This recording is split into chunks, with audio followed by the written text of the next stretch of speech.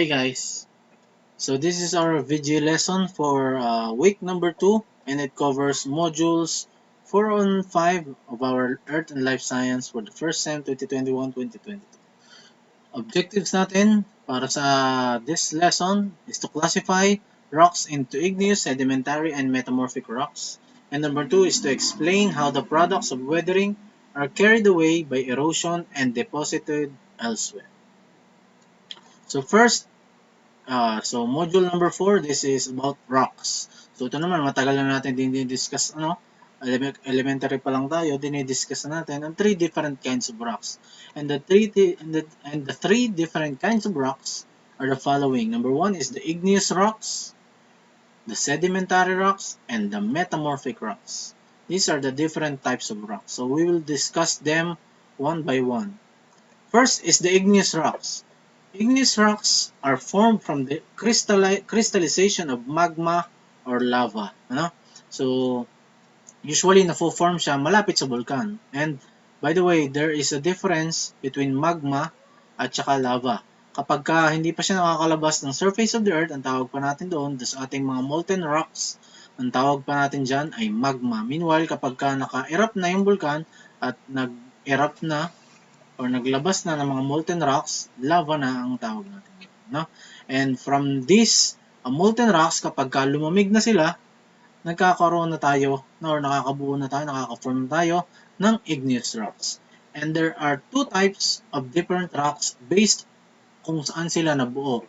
Kapag galing siya sa magma, meaning nasa ilalim siya, hindi pa siya nakakalabas ng surface of the earth, ang tawag natin doon ang keyword natin, intrusive or plutonic rocks. These are formed from the crystallization of magma. Ibig sabihin, hindi pa siya nakakalabas ng volcano, tapos nag-cool down na siya doon. Ang tawag natin doon ay intrusive rocks, intrusive igneous rocks. Usually, ang characterization niya ay coarse-grained crystals because of its slow cooling process. So, ang texture niya usually is magaspang. Bakit nagkakaroon tayo ng minerals na nabubuo doon sa loob ng rocks? Tandaan natin, ang minerals ay building blocks of rocks. So, nagkakaroon siya ng minerals, nakaka-form siya ng minerals kasi mabagal ang cooling process kapag magma pa lang siya. Kasi wala pang factors na makakapagpa-rapid cooling sa kanya. No? So, yung ating crystals or minerals, may time pa siya para makapag-form. At kung gaano katagal yung formation na yun, ay ganun din kalalaki yung minerals na makikita natin. Mas mabilis ang mas matagal ang cooling, mas malalaki yung minerals na makikita natin. Kapag naman yung rocks natin ay doon na nag-form outside of the volcano or from lava, ang tawag na natin doon ay extrusive. Sa loob, sa labas, extrusive volcanic rocks. Has a fine-grained crystals because of its rapid cooling process. So, bakit rapid cooling? So, marami na siyang factors para siya ay mag-cooling. Nandiyan na yung ating air, no? Mas malamig siya compared sa temperature dito, no? So, mas madaling mag-form yung ating igneous rock dito. So, fine-grained kasi mas mabilis siyang mag-cool down. So, wala nang chance or maliit ang chance na makapag-form pa yung ating mga minerals. So, these are some examples of igneous rocks, intrusive rocks versus extrusive rocks. So, kung mapapansin natin, ang intrusive rocks, medyo may makikita tayo dyan mga malalaking minerals. There are some minerals that can be found inside of the rocks. This is because yung mga intrusive rocks na yan ay nabuo by slow cooling process. Mabagal, may time pa para mabuo yung mga minerals sa loob ng ating rocks. Meanwhile, dito sa ating extrusive rocks, since mabilis ang pag-cool down nila, wala nang chance para makapag buo ng mga minerals sa kanila. So, kung meron man, sobrang liit na niyan compared natin dito sa ating extrusive rocks. Igneous rocks can be classified based on their composition and based on their texture and appearance. So dito sa based on compositions, meron tayong felsic, mafic, intermediate, and ultramafic. Ang pinagkaiba nila ay yung kulay nila, no? Yung ultramafic, pinakamaitim siya between these four. At yung felsic naman, light colored lang siya. So yung kulay niya is based on how many sulfur dioxide na content niya sa loob ng kanyang rock. Meanwhile, yung texture and appearance natin, aphanitic, phaneritic, porphyritic, glassic, and pyroclastic. Based naman siya kung gaano karami o gaano ka coarse or gaano ka fine yung nasa loob niyang minerals. No? So this is based on their composition. So ultramafic, kung mapapansin natin dito, maitim siya, no? These are extrusive rocks and these are intrusive rocks. So habang pababa tayo, ang kulay niya ay magiging light, no? From ultramafic, mas maitim. So felsic naman ay mas maputi. So yung palang pagkaputi niya is based dun sa pagdami ng kanyang silicon dioxide. SiO2 pala, hindi pala siya sulfur dioxide, kundi SiO2. Mas madaming silicon dioxide, mas maputi siya. Mas kukunti ay mas maitim siya. So, based on composition. Based on textures naman, nandito ang ating aphanitic. So, mapapansin natin parang smooth na smooth siya. Next ay phaneritic, mas magaspang, glassy. So, marami siyang butas-butas. And porphyric, sobrang lalaki na ng minerals na nasa loob niya. So, ito yung ating mga extrusive rocks based on textures. Next are sedimentary rocks. So, sediments, from the word sediments. So, usually siya is composition niya ng maraming sediments. Galing siya sa particles of sand, shells, pebbles, and other fragments called sediments. Tapos, naipon siya sa isang lugar and over the course of time, na-compact siya, na-compact, nagsama-sama na compact and then nag-harden, naging sedimentary rock siya. So, usually, na-form siya doon sa near bodies of water natin, kung saan naiipon, no? Yung mga halimbawa, baha, yung surface runoff, doon naiipon sa lugar na yon, and then, nagkakaroon ng accumulation ng pebbles, stones, rocks, etc., etc., and then nagkakaroon ng compaction,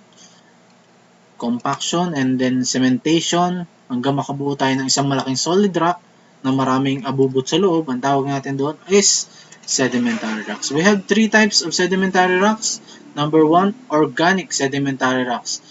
Ang nasa loob niya ay animal debris. Usually makikita natin, for example, skeletons, kung ano pa. Meron din ang chemical sedimentary rocks. So usually, ang involved naman dito ay chemical reactions. They are formed when a dissolved mineral precipitate from a solution. So, for example, dito sa loob nito may mga minerals tapos nahaluan ng water, nagkaroon ng chemical reaction, nakabuo tayo ng chemical sedimentary rocks. And the last is the clastic sedimentary rocks. Ang laman naman nito ay clasts or pieces of broken rocks and shells. Rocks and shells dito. Kinabahan niya dito ay animal debris. These are the three types of sedimentary rocks. Example natin ng sedimentary rocks, nandiyan itong mga ito. Bituminous, chalk lumps, chert, limestone, sandstone, shale. The different types of sedimentary rocks. Next is metamorphic rocks. They are formed from pre-existing rock. So, nanggaling siya pwedeng sa igneous rock, and then pwedeng sa sedimentary rock, and then parang nabaon siya sa ilalim ng lupa, and yung rock na yon is nagkaroon ng metamorphosis. When we say metamorphosis, ang ibig sabihin niya pagbabago, no? For example, sa biology, ang metamorphosis is, ang example ng metamorphosis is from tadpole, nagiging siyang frog. So, yung itsura niya from tadpole at saka hanggang maging siyang frog is different na, nagkaroon ng metamorphosis. Dito naman sa ating rock, galing siya sa previously existing rocks, tulad ng igneous at sedimentary rocks, nagkaroon ng changes. At ang process na yon is through the process of metamorphism. The process of creating metamorphic rocks. So we have two types of metamorphism, regional metamorphism and contact metamorphism. So sa Metamorphic rocks, dalawa lang tinatandaan natin. It is a combination of pressure and temperature. Kapag sinabi natin nabuo siya sa pamamagitan ng regional metamorphism, so nabaon siya sa ilalim ng lupa at nagkaroon ng matinding pressure, habang papailalim kasi tayo sa ating crust or sa earth, is patindi ng pressure, pa-increase din ng pa-increase ang temperature. And kapag ka nagkaroon ng factors na yung pressure and temperature, nagkakaroon tayo ng regional metamorphism, nagkakaroon tayo ng regional metamorphic rocks. Kapag ka naman, halimbawa, nalapit siya sa ating magma, sa ilalim, so mas matindi ang heat nito kaysa sa pressure. Kapag ka siya at nagkaroon ng metamorphosis, ang tawag naman doon ay contact metamorphism, kasi nagkaroon siya ng contact sa heat. Nagkaroon ng metamorphosis. So, regional and contact metamorphism. So, these are the different metamorphic rock na mabubuo natin according to increasing temperature at saka increasing pressure. So, kung konti lang ang pressure at temperature, meron tayong shale, tapos slate, schist, gneiss, magmatite, and blue schist naman dito kapag ka pressure lang yung factor na nag-aano sa kanya. So, we can also classify different metamorphic rocks according to texture and foliation. According to texture is the size and arrangement of grains na nakikita natin sa loob ng rocks. When according to foliation, yung kanyang parang nagkakaroon ng layers, planar arrangement of mineral grains within the rock. So meron tayong dalawa, foliated and non-foliated. Kapag ka foliated, di maraming layers, yung parang cake. Kung nakakita na ba kayo ng cake, maraming layers na ganyan. Ganon din sa ating metamorphic rocks. Nagkakaroon ng layers kasi nag-undergo siya ng pressure, nagkakaroon tayo ng layers. Kapag ka wala naman, di non-foliated. So, based on textures, nandito tayo, meron tayong low grade, at saka immediate grade, at saka high grade na metamorphic rocks. Based naman sa foliation, meron tayong foliated at non-foliated. Ang foliated is maraming layer na ganyan, na parang cake. Kapag ka hindi naman, katulad nito, na previously igaling din to sa ilalim ng lupa, na gano'n lang kasi gumagalaw yung ating by plate tectonics, so napupunta siya sa ibabaw, although siya ay metamorphic rocks din, wala siyang foliated. Examples ng ating metamorphic rocks, nandiyan yung ating quartzite, slate, marble, gneiss, schist, at serpentinite. These are the different examples of metamorphic rocks. And meron tayong tinatawag na the rock cycle. So yung rocks natin ay nag-iikot-ikot lang sa different types. So yung igneous rocks, kapag pumaibabaw sa surface ng earth, nagkaroon ng weathering and erosion, nadurog siya, naging sediments, tapos halimbawa binaha, nadala yung mga sediments na yon sa isang lugar, nagkaroon ng compacting at saka cementation, nakabuo tayo ng sedimentary rocks. Yung sedimentary rocks, for example, napunta sa may bulkan, or napabaon siya sa ilalim ng lupa, nag-undergo siya ng temperature at pressure, so makakabuo ulit tayo ng metamorphic rocks. Metamorphic rocks, under ng weathering and erosion, naging sediments, pwede uling mapunta sa sedimentary rocks. Metamorphic rocks, napunta sa ilalim, malapit sa magma, natunaw, naging magma. Yung magma natin, nagkaroon ng cooling, natuyo, naging igneous rocks. Yung igneous rocks natin, napunta sa ilalim ng lupa, nag-undergo ng pressure at saka temperature, naging metamorphic rocks. So, paikot-ikot lang yan.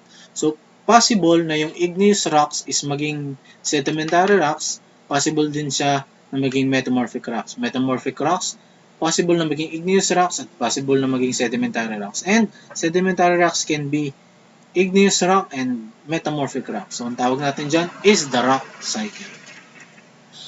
So, next is Module 5, exogenic processes. Pag sinabi natin exogenic process, the different processes na nangyayari on the surface of the earth. And when we say on the surface of the earth, meaning dito ito sa ating crust. Sa ating crust. Kasi surface pa naman yan sa ating earth. And the exogenic process, we will discuss two weathering, at saka erosion. Under weathering, meron tayong mechanical weathering at meron tayong chemical weathering. Yung mechanical weathering, tinatawag din siyang physical weathering. Na? Chemical weathering, di may involved na chemicals dito at magkakaroon ng chemical reactions. So first, weathering. Ano bang weathering? It is the process of breaking down rocks into smaller pieces. So ito, kung mapapansin nyo, isa itong malaking rock dati. Probably kung anumang rock yan. Pwedeng igneous rock, pwedeng metamorphic rocks, or pwedeng sedimentary rocks, kahit anong rocks. Kapag nag-breakdown na siya, due to different factors, nagkaroon na tayo ng process ng weathering. And again, meron tayong mechanical weathering at chemical weathering. So, mechanical weathering muna. Mechanical weathering is the breakdown of rocks into pieces without any change in its composition. So, hindi nababago. Parang size lang ang nabago sa kanya. Yung chemical composition niya ay hindi nabago. Lumiit lang talaga siya. So, kumbaga, kung ganito ang ating rock, nag-undergo ng weathering, nabasag siya, ito pa rin yung rock, kagaya pa rin ito ng rock galing doon sa pinanggalingan niya. Hindi katulad ng chemical weathering na meron ng chemicals na involved, iba na ang magiging itsura niya. And these are the different factors na nakaka-affect sa ating mechanical weathering.